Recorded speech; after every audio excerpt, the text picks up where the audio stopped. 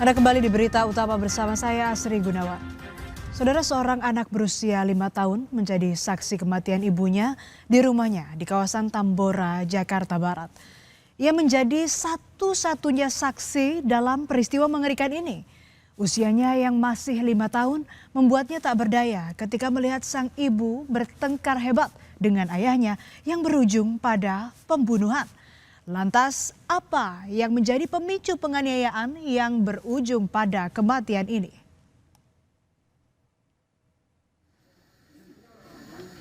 Jumat 19 Juni 2026, warga di kawasan Tambora, Jakarta Barat digegerkan dengan tewasnya Romdanah, seorang ibu rumah tangga di dalam rumahnya. Korban tewas dalam kondisi terduduk di kursi ruang tamu. Romdanah meninggal dianiaya oleh Erwin yang tak lain adalah suaminya sendiri.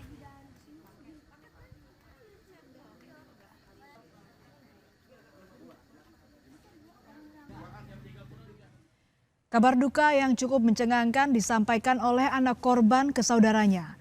Anak korban yang mengetahui ibunya sudah tak bernyawa langsung mendatangi saudaranya yang hendak pergi ke salon.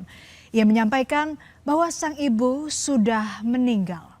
Mendapat kabar tersebut, saudara korban bergegas ke rumah korban dan ia telah mendapati korban sudah meninggal di kursi ruang tamu.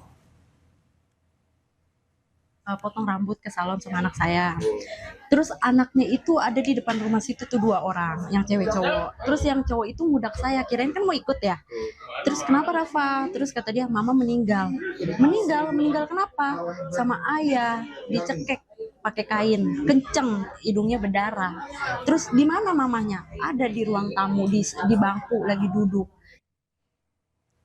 Lalu apa yang menjadi pemicu penganiayaan berujung tewasnya korban? Tanda-tanda petaka sudah tercium sejak Jumat dini hari.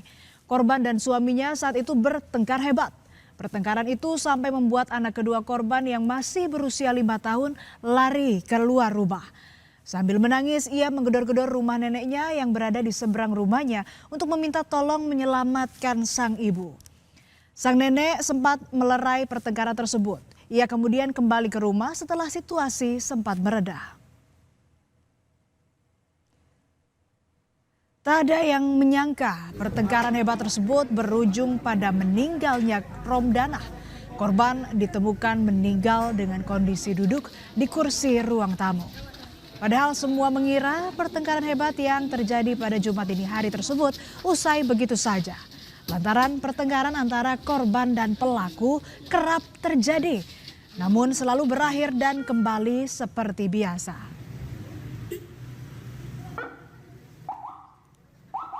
Cekcok lah biasa, mulut Pak. Cekcoknya masalah? Ya belum tahu sih itu. Cuman dari semalam jam 2 malam ya, jam 2 malam itu udah ribut. Memang sering? Sering, hampir setiap hari. Garis polisi masih terpasang di pagar rumah sebagai tanda peristiwa sadis yang dialami korban. Di rumah berlantai 2 inilah selama 15 tahun Romdanah dan Erwin membangun bahtera rumah tangga. Dalam kesehariannya, Romdanah merupakan ibu rumah tangga yang merawat 3 orang anak. Sedangkan pelaku bekerja sebagai sopir.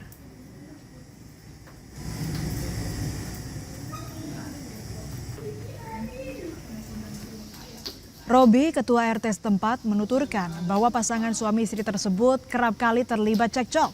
Bahkan sesekali warga maupun pengurus lingkungan menegurnya.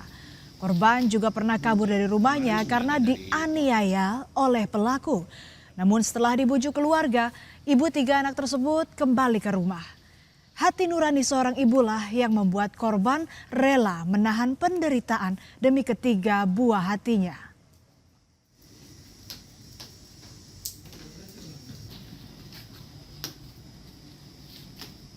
Wataknya sih ya kalau buat ini ya kurang apa namanya, karena dia nggak bergaul dengan orang sini, jadi kurang begitu paham. Yang setahu saya sih gitu. Jadi selama ini dari ini aja dengar sering ribut aja gitu sama almarhum.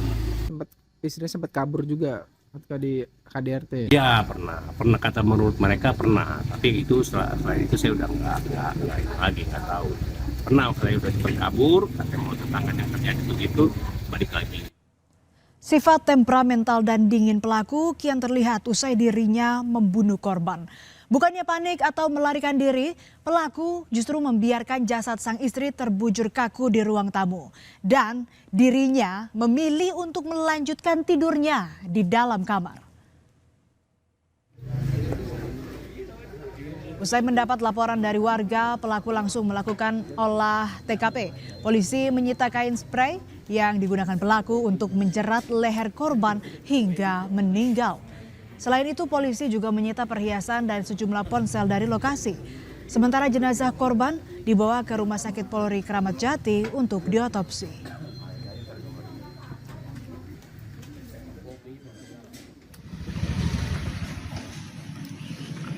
Tak butuh waktu lama bagi polisi untuk menangkap Erwin.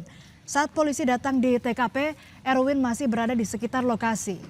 Erwin bahkan sempat berakting shock dan berpura-pura kaget saat petugas dari Polsek Tambora tiba untuk meringkusnya.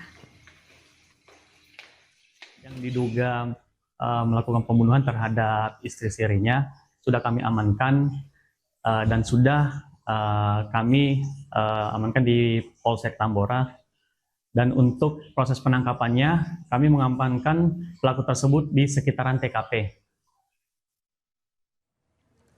Dari keterangan kerabat serta tetangga, intensitas pertengkaran antara korban dan pelaku semakin parah. Pasalnya di tengah impitan ekonomi yang menjerat keluarganya, pelaku justru kerap menggunakan narkoba sehingga memicu emosi korban. Sementara dari hasil pemeriksaan, Erwin positif narkoba. Polisi menjelaskan Erwin berada dalam pengaruh narkoba saat terlibat keributan dengan korban di dalam rumah.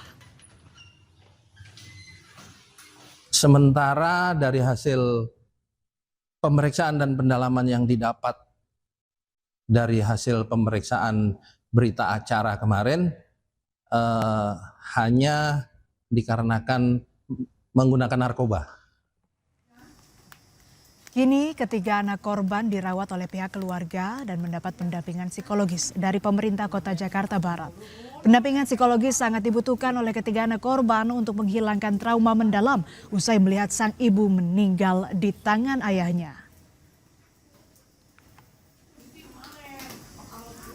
Saudara, peristiwa ini tak hanya meninggalkan duka, namun juga trauma bagi anak-anak korban. Bagaimana tidak, mereka yang seharusnya tumbuh bahagia bersama orang tua justru tertimpa musibah. Seluruh pihak harus turut andil dalam menghapus luka trauma yang diderita anak-anak korban.